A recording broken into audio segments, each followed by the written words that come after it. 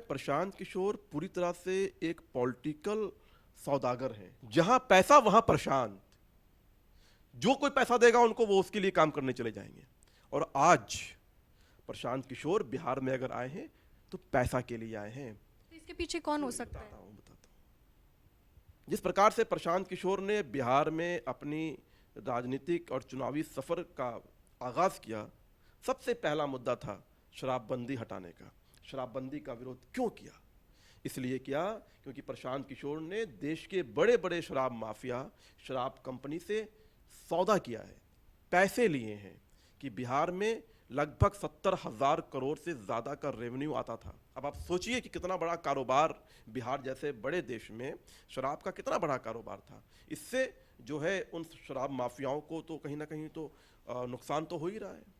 लेकिन सरकार की रेवेन्यू के बावजूद भी नीतीश कुमार का ये चट्टान की तरह अपने फैसले पर खड़ा रहना और ये एक ऐतिहासिक निर्णय लेना, ये बिहार की महिलाओं के हित में था।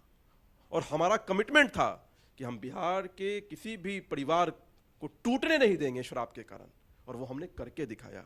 लेकिन प्रशांत किशोर शराब माफियाओं और शराब कंपनी से पैसा लेकर के बिहार में आते हैं और बिहार में सौदेबाजी करते हैं और माहौल बनाने की कोशिश करते हैं, क्योंकि पैसा और फंड तो उनको शराब कंपनी दे रही है। इस प्रकार का माहौल बनाया जाए कि शराबबंदी को हटाया जाए। तो इसलिए ये पूरी तरह से पॉलिटिकल सौदागर और लाइजनर लोग हैं। और लाइजनर का हिंदी क्या होता है आप जानती हैं। तो ऐसे लोगों को बिहार की जनता स्पष्ट जानती है और इन लोगों का ना अपना कोई एजेंडा है, ना कोई विचार है और ना बिहार को लेकर के कोई विज़न है।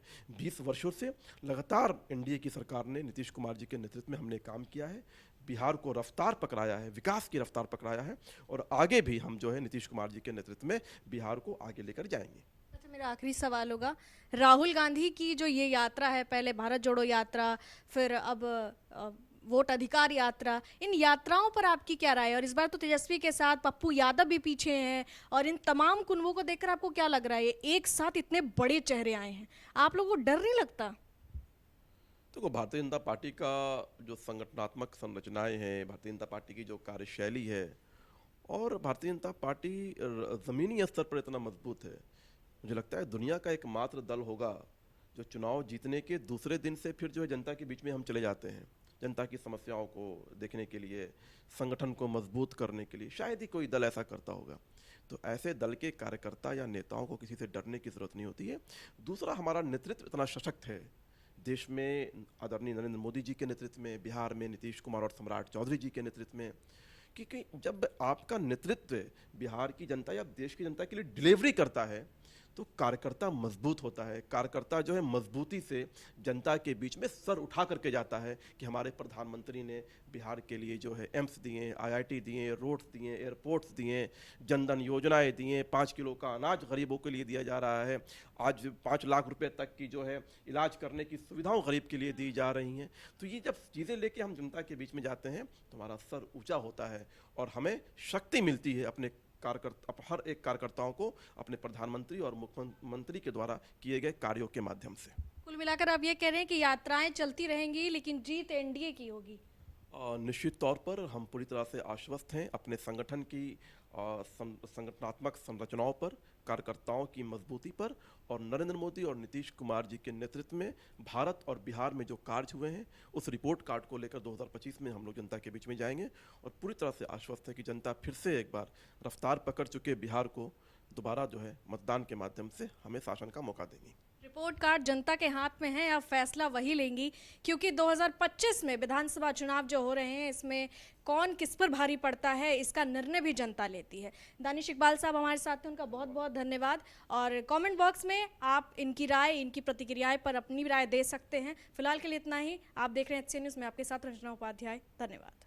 बिहार में राहुल गांधी और तेजस्वी यादव समेत महागठबंधन काफी सक्रिय है, कोशिश में है कि कैसे भी करके जो 20 सालों का गठजोड़ रहा है नीतीश कुमार का, हालांकि इस बीच वो इधर उधर रहे भी हैं, लेकिन एनडीए का इस बार पूरी कोशिश है कि नीतीश कुमार वापस से सत्ता में आए और मुख्यमंत्री बने। और बीजेपी से कई बार ये चर्चा भी हुई है कि हमारा चेहरा तो नीतीश कुमार है, लेकिन इस बीच जहां रणयुद्ध में सारी पार्टियां आपस में एक दूसरे पर आरोप प्रत्यारोप लगा रही है, तो तो वहीं इस बार प्रधानमंत्री नरेंद्र मोदी के माताजी पर काफी विवाद हो गया है। अब आप पूछेंगे कि ऐसा क्यों हुआ है। दरअसल बीजेपी का आरोप है कि राहुल गांधी और तेजस्वी यादव के उस मंच से सरेआम प्रधानमंत्री नरेंद्र मोदी की माताजी के खिलाफ अभद्र भाषा का इस्तेमाल हुआ है।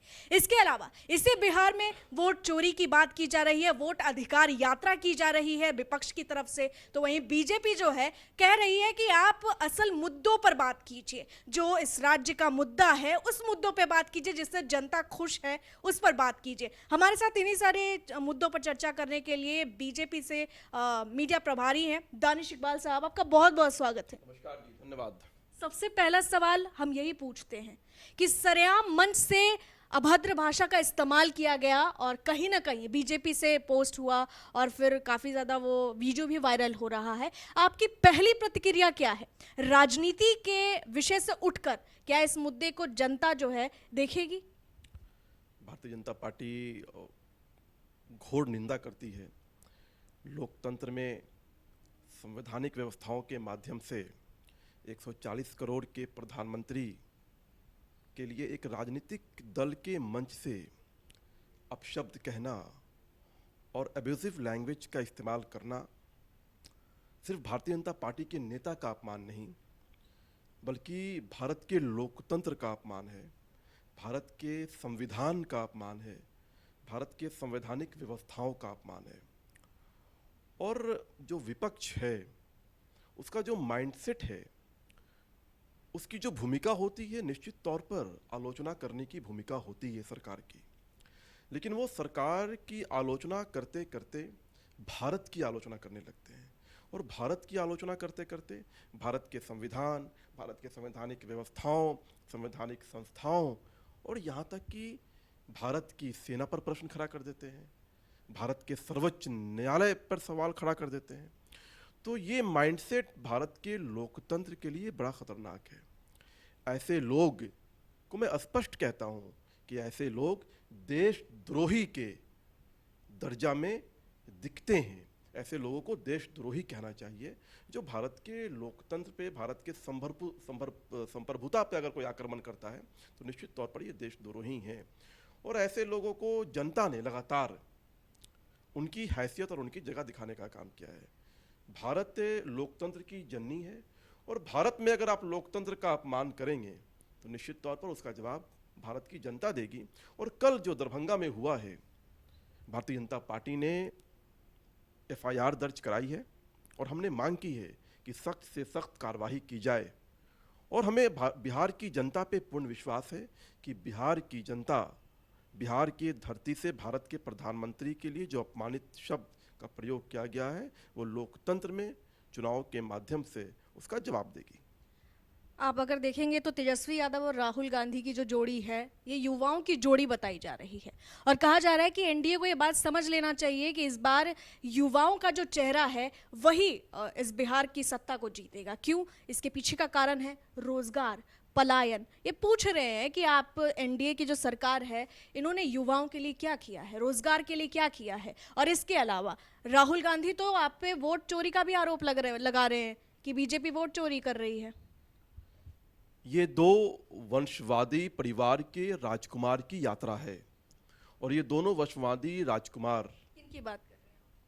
जिसके बारे में आपने प्रश्न पूछा उन्हीं की बात कर रहा हूँ मैं। तेजस्वी और राहुल निश्चित तौर पर यात्रा में तो वही लोग कर रहे हैं। ये दोनों परिवार जो है वंशवादी परिवार के राजकुमार हैं। एक के परिवार ने भारत को लूटने का काम किया और दूसरे के परिवार ने बिहार को लूटने का काम किया। और आज ये लोग अपनी राजनीतिक वजूद और राजनीतिक हैसियत को बचाने के लिए बिहार की सड़कों पर घूम रहे हैं। एफआईआर का जो विषय है, बिहार की जनता ने पूरी तरह से उनके कन्फ्यूज़न को, जिस प्रकार से महागठबंधन के लोगों ने कन्फ्यूज़न क्रिएट करने का काम किया, जिस प्रकार से बिहार की जनता को भ्रमित करने का काम किया, पूरी तरह से बिहार की जनता ने उनके कन्फ्यूज़न को और उनके प्रोपेगेंडा को रिफ्यूज़ कर दिया है। बिहार में एफआईआर का मुद्दा जो निगेटिव तौर पर रखा गया था उसको जनता ने पूरी तरह से नकार दिया है।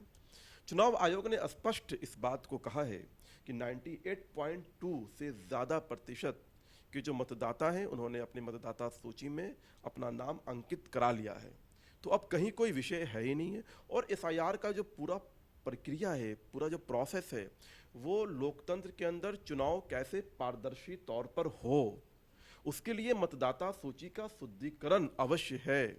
इसी के क्रम में चुनाव आयोग ने एसआईआर की प्रक्रिया को लागू किया था और ये बिहार में सफलतापूर्वक समाप्ति की ओर है। अभी भी अगर किसी व्यक्ति, किसी मतदाता के नाम में अगर उसके नाम के स्पेलिंग्स में कोई मिस्टेक्स है या उसकी आयु के आंकड़ों में कोई गलती है, तो वो अभी भी फॉर्म 6, फॉर्म 7 और फॉर्म 8 का उपयोग करके उसको शुद्ध करा सकता है। मतलब आप जिसको ट्रांसपेरेंसी कह रहे हैं और वो वोट चोरी कह रहे हैं। वोट चोरी उन लोगों ने किया था जो लोग भारत के अंदर और बिहार के अंदर पहले शासन में थे। ये तो सबके सामने है कि लालू प्रसाद यादव के कार्यकाल में मतपेटियों को लूटा जाता था। जो मतपेटी होती थी उसके अंदर स्याही डाला जाता था और जिसकी लाठी उसकी मतपेटी, उस आधार पर बिहार में चुनाव हुए हैं। देश के अंदर देश ने देखा है कि किस प्रकार से स्वर्गीय राजीव गांधी, राहुल गांधी की मम्मी सोनिया गांधी और स्वर्गीय राजेश खन्ना एक साथ एक बैलेट पे वोट करते हुए तस्वीर में सामने दिखते हैं। ये वोट चोरी होता है। कृति आज़ाद ने कहा था कि उनके पिता भागवत आज़ाद कांग्रेस के बड़े नेता थे बिहार में, वो मुख्यमंत्री रहे। उन्होंने कहा, खुद बेटा ने कहा कि मेरे पिताजी चुनाव जो है लूट करके, मतपेटी को लूट करके, मतदान को लूट करके चुनाव जीते थे। तो ये सारा का सारा इतिहास है, सारा रिकॉर्ड में है कि किन लोगों ने जो है मतदान को लूटा, वोट की चोरी की। और आज एसआईआर के मुद्दों पर क्यों ये लोग इतना भ्रम फैलाने की कोशिश कर रहे हैं, इसके पीछे जो इनका मकसद है, वो मकसद ये था कि घुसपैठियों को बिहार का मतदाता बनाया जाए। लेकिन इनके मकसद को चुनाव आयोग ने एसआईआर की प्रक्रिया को सफलतापूर्वक और पारदर्शितापूर्वक करके इनके मकसद को पूरी तरह से नाकामयाब कर दिया। बिहार का मतदाता ही बिहार में मतदान करेगा, ये बात एसआईआर के माध्यम से सुनिश्चित हो चुकी है। इसलिए बिहार में एसआईआर का कोई मुद्दा नहीं है और पूरे विपक्ष के पास सरकार के खिलाफ, चाहे वो बिहार की सरकार हो या केंद्र में नरेंद्र मोदी जी के नेतृत्व की सरकार हो, एक भी मुद्दा नहीं है, एक भी एजेंडा नहीं है। क्योंकि जब जो सरकार जनता के हितों के लिए काम करती है, जनता के विकास के लिए काम करती है, जनता को मुख्य धारा में लाने के लिए काम करती है, और उसके उदाहरण नीतीश कुमार के द्वारा निर्मित जो नया बिहार है, जो विकास की रफ्तार को पकड़ चुका है, उसमें कहीं कोई ऐसे मुद्दे दिखते ही नहीं हैं जिसको ये एजेंडा बनाए। इसलिए बेसलेस, बेबुनियाद मुद्दे ये उठा रहे हैं। बिहार के विकास की तो बात कर रहे हैं, लेकिन अपने सम्राट चौधरी जी का जिक्र किया तो मुझे प्रशांत किशोर जी याद आ गए, क्योंकि अब नया चेहरा है, एंट्री मार चुके हैं और उनके पीछे हुजूम भी दिख रहा है, जनता का हुजूम है जो प्रशांत किशोर को कहीं ना कहीं आत्मविश्वास दे रहा है। लेकिन इस बीच प्रशांत किशोर ने सम्राट चौधरी के डिग्री पर सवाल उठाए। उन्होंने कहा कि हम सारा पोल पट्टी खोल देंगे, अगर मेरा मुंह खुला तो हम सब सच बोल देंगे, सच उगल देंगे। इस पर आप क्या कहेंगे? देखिए, सम्राट चौधरी जी का जो डिग्री का विषय है या जो उनके आयु का विषय है, वो पूरी तरह से पब्लिक डोमेन में है और ये आज का विषय नहीं है। जब वो 25 वर्ष की उम्र में, बहुत युवा अवस्था में जब वो बिहार सरकार के मंत्री बने थे, उस वक्त ही ये विषय आया था और इस विषय को लगभग 20-25 साल से ऊपर हो गए हैं। और माननीय उच्च लोगों को जानकारी नहीं है, जानकारी हासिल करना चाहिए था। माननीय उच्च न्यायालय ने जब ये कॉन्फ्लिक्ट आया, जब ये विवाद आया सम्राट चौधरी जी की आयु को लेकर के, तो माननीय उच्च न्यायालय ने उनकी आयु को निर्धारित किया। अगर कोई सम्राट चौधरी जी के आयु पर कोई प्रश्न खड़ा करता है तो माननीय न्यायालय के निर्णय की अवहेलना करता है। और सम्राट चौधरी जी की जो डिग्री है, वो जहाँ से उन्होंने डिग्री ली है, जिस यूनिवर्सिटी से ली है, वो सारा कुछ उनके जो है चुनावी हल्फनामे में दर्ज है। उसके बाद तो कोई आरोप का प्रश्न ही नहीं बनता। प्रशांत किशोर क्यों इतना चिल्ला चिल्ला के भी बोल रहे हैं, काफ़ी ज़्यादा प्रचार कर रहे हैं इस बात का? एक्चुअल में प्रशांत किशोर पूरी तरह से एक पॉलिटिकल सौदागर हैं। उनकी अपनी कोई विचार नहीं है। इस देश में कोई भी ऐसा दल नहीं है या ऐसी विचारधारा नहीं है जिसके लिए उन्होंने काम नहीं किया पैसे के लिए। आज अगर भारतीय जनता पार्टी से कोई कार्यकर्ता जुड़ता है तो भारतीय जनता पार्टी के विचारों से जुड़ता है, उसकी आस्था भारतीय जनता पार्टी के विचारों में होती है। लेकिन प्रशांत किशोर का तो कोई विचार ही नहीं है। वो तो कह रहे कि हम जनता के लिए आ रहे हैं। उनका एक ही विचार है, एक ही आस्था है और वो है पैसा। जहां पैसा वहां प्रशांत। जो कोई पैसा देगा उनको वो उसके लिए काम करने चले जाएंगे। और आज प्रशांत किशोर बिहार में अगर आए हैं तो पैसा के लिए आए हैं। तो इसके पीछे कौन हो सकता है? बताता हूं। जिस प्रकार से प्रशांत किशोर ने बिहार में अपनी राजनीतिक और चुनावी सफर का आगाज किया, सबसे पहला मुद्दा था शराबबंदी हटाने का। शराबबंदी का विरोध क्यों किया? इसलिए किया क्योंकि प्रशांत किशोर ने देश के बड़े बड़े शराब माफिया, शराब कंपनी से सौदा किया है, पैसे लिए हैं कि बिहार में लगभग 70,000 करोड़ से ज़्यादा का रेवेन्यू आता था। अब आप सोचिए कि कितना बड़ा कारोबार बिहार जैसे बड़े देश में शराब का कितना बड़ा कारोबार था। इससे जो है उन शराब माफियाओं को तो कहीं ना कहीं तो नुकसान तो हो ही रहा है। लेकिन सरकार की रेवेन्यू के बावजूद भी नीतीश कुमार का ये चट्टान की तरह अपने फैसले पर खड़ा रहना और ये एक ऐतिहासिक निर्णय लेना, ये बिहार की महिलाओं के हित में था। और हमारा कमिटमेंट था कि हम बिहार के किसी भी परिवार को टूटने नहीं देंगे शराब के कारण, और वो हमने करके दिखाया। लेकिन प्रशांत किशोर शराब माफियाओं और शराब कंपनी से पैसा लेकर के बिहार में आते हैं और बिहार में सौदेबाजी करते हैं और माहौल बनाने की कोशिश करते हैं, क्योंकि पैसा और फंड तो उनको शराब कंपनी दे रही है। इस प्रकार का माहौल बनाया जाए कि शराबबंदी को हटाया जाए। तो इसलिए ये पूरी तरह से पॉलिटिकल सौदागर और लाइजनर लोग हैं। और लाइजनर का हिंदी क्या होता है आप जानती हैं। तो ऐसे लोगों को बिहार की जनता स्पष्ट जानती है और इन लोगों का ना अपना कोई एजेंडा है, ना कोई विचार है और ना बिहार को लेकर के कोई विज़न है। 20 वर्षों से लगातार एनडीए की सरकार ने नीतीश कुमार जी के नेतृत्व में हमने काम किया है, बिहार को रफ्तार पकड़ाया है, विकास की रफ्तार पकड़ाया है और आगे भी हम जो है नीतीश कुमार जी के नेतृत्व में बिहार को आगे लेकर जाएंगे। अच्छा, मेरा आखिरी सवाल होगा, राहुल गांधी की जो ये यात्रा है, पहले भारत जोड़ो यात्रा, फिर अब वोट अधिकार यात्रा, इन यात्राओं पर आपकी क्या राय है? और इस बार तो तेजस्वी के साथ पप्पू यादव भी पीछे हैं और इन तमाम कुनबों को देखकर आपको क्या लग रहा है? एक साथ इतने बड़े चेहरे आए हैं, आप लोगों को डर नहीं लगता? देखो, भारतीय जनता पार्टी का जो संगठनात्मक संरचनाएं हैं, भारतीय जनता पार्टी की जो कार्यशैली है और भारतीय जनता पार्टी ज़मीनी स्तर पर इतना मजबूत है, मुझे लगता है दुनिया का एकमात्र दल होगा जो चुनाव जीतने के दूसरे दिन से फिर जो है जनता के बीच में हम चले जाते हैं, जनता की समस्याओं को देखने के लिए, संगठन को मजबूत करने के लिए। शायद ही कोई दल ऐसा करता होगा। तो ऐसे दल के कार्यकर्ता या नेताओं को किसी से डरने की ज़रूरत नहीं होती है। दूसरा, हमारा नेतृत्व इतना सशक्त है देश में, आदरणीय नरेंद्र मोदी जी के नेतृत्व में, बिहार में नीतीश कुमार और सम्राट चौधरी जी के नेतृत्व में, क्योंकि जब आपका नेतृत्व बिहार की जनता या देश की जनता के लिए डिलीवरी करता है तो कार्यकर्ता मजबूत होता है। कार्यकर्ता जो है मजबूती से जनता के बीच में सर उठा करके जाता है कि हमारे प्रधानमंत्री ने बिहार के लिए जो है एम्स दिए, आईआईटी दिए, रोड्स दिए, एयरपोर्ट्स दिए, जनधन योजनाएं दिए, 5 किलो का अनाज गरीबों के लिए दिया जा रहा है, आज 5 लाख रुपए तक की जो है इलाज करने की सुविधाओं गरीब के लिए दी जा रही हैं। तो ये जब चीज़ें लेके हम जनता के बीच में जाते हैं तो हमारा सर ऊँचा होता है और हमें शक्ति मिलती है अपने हर एक कार्यकर्ताओं को अपने प्रधानमंत्री और मुख्यमंत्री के द्वारा किए गए कार्यों के माध्यम से। कुल मिलाकर आप ये कह रहे हैं कि यात्राएं चलती रहेंगी लेकिन जीत एनडीए की होगी? निश्चित तौर पर हम पूरी तरह से आश्वस्त हैं अपने संगठन की संगठनात्मक संरचनाओं पर, कार्यकर्ताओं की मजबूती पर और नरेंद्र मोदी और नीतीश कुमार जी के नेतृत्व में भारत और बिहार में जो कार्य हुए हैं उस रिपोर्ट कार्ड को लेकर 2025 में हम लोग जनता के बीच में जाएंगे और पूरी तरह से आश्वस्त है कि जनता फिर से एक बार रफ्तार पकड़ चुके बिहार को दोबारा जो है मतदान के माध्यम से हमें शासन का मौका देंगी। रिपोर्ट कार्ड जनता के हाथ में है, अब फैसला वही लेंगी, क्योंकि 2025 में विधानसभा चुनाव जो हो रहे हैं इसमें कौन किस पर भारी पड़ता है इसका निर्णय भी जनता लेती है। दानिश इकबाल साहब हमारे साथ हैं, उनका बहुत बहुत धन्यवाद। और कमेंट बॉक्स में आप इनकी राय, इनकी प्रतिक्रियाएं पर अपनी राय दे सकते हैं। फिलहाल के लिए इतना ही। आप देख रहे हैं HCN न्यूज़ में, आपके साथ रंजना उपाध्याय। धन्यवाद।